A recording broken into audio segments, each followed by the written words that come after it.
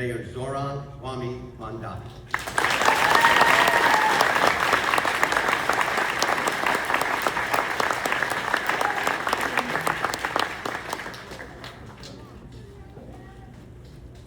Good morning, everyone. What an immense honor it is to mark Memorial Day alongside each of you today.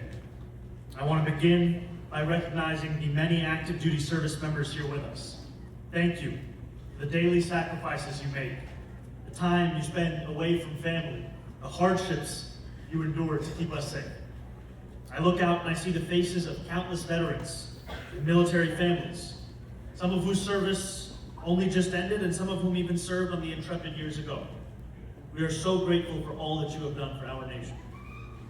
Thank you to the Intrepid Museum for hosting the ceremony today, and for the Intrepid's leadership for allowing us to take a moment to remember those that have made the ultimate sacrifice. Thank you to Susan Maranoff-Sausner, Ken Fisher, and it's also a privilege to be joined by Admiral Carl Thomas, Commander of U.S. Fleet Forces Command of the U.S. Navy. I also want to acknowledge Captain Jonathan Andrzejczyk of the U.S. Coast Guard Port of New York and New Jersey, our City Council Speaker, as well as Larry Arnold, the President of Intrepid, former Crew Member Association, Bill Peters, former crew member and Growler. I want to acknowledge our Congressman, our Commissioner, our Deputy Mayor for Health and Human Services, as well as the New York State Department of Veterans Services. Most of all, I want to take a moment to thank the Gold Star families and all those here today to remember and honor someone who has given their life in service. Let us vow to stand alongside you, our Gold Star families, not just today on Memorial Day, but frankly every day. As we heard from the Admiral and others, on July 4th, we will mark 250 years as a nation. 250 years since we came together as Americans to declare our freedom from tyranny and oppression.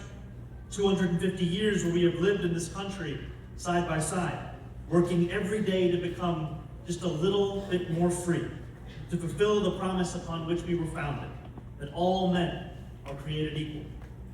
As each of us enjoy the fruits of lives of peace and freedom, homes where we are safe at night, children who learn and grow in school, let us always remember that none of this was promised. It was won by sacrifice, and it must be cherished.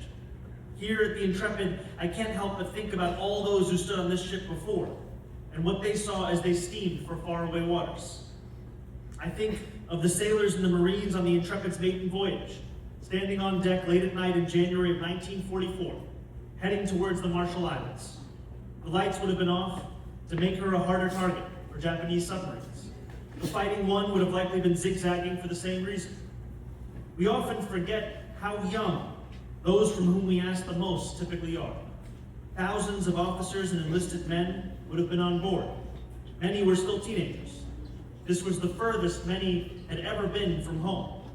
They hailed from every part of our country, from Alabama and Alaska, from Brooklyn and the Bronx.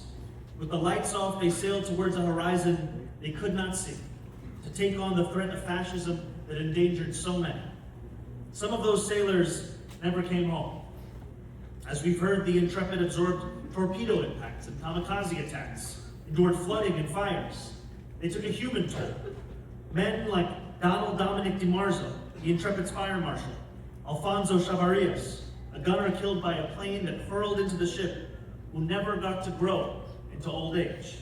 Back home after each attack, cars pulled up in driveways. A solemn knock was heard at the door. A telegram was pressed into a loved one's hand. The toll of freedom has been felt by generation after generation, by loss after loss. And still, this ship floats. And still, our nation is free. And today we remember those who made it so. Those to whom we hold an obligation that can never be entirely fulfilled.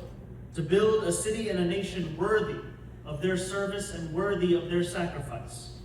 I stand before you immensely humbled to serve as the mayor of New York City, to lead a city from which so many of our people have answered the call to serve. And I feel a deep responsibility to the more than 135,000 veterans here in New York City, their families, and our Gold Star families. It is a privilege to serve those who have served. And I want to use the trust and power placed in me by the people of New York City to ensure that our veterans and military families receive the services and the support they deserve. In the wealthiest city in the wealthiest country in the history of the world, we cannot simply accept that so many veterans must live with food insecurity, homelessness, and social isolation.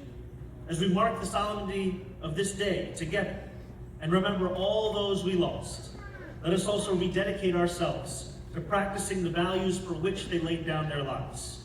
Let us each do our parts to ensure that our city remains a beacon of liberty for all, where every person here can live that life of freedom, from cruelty, from oppression, and from want. Thank you very much.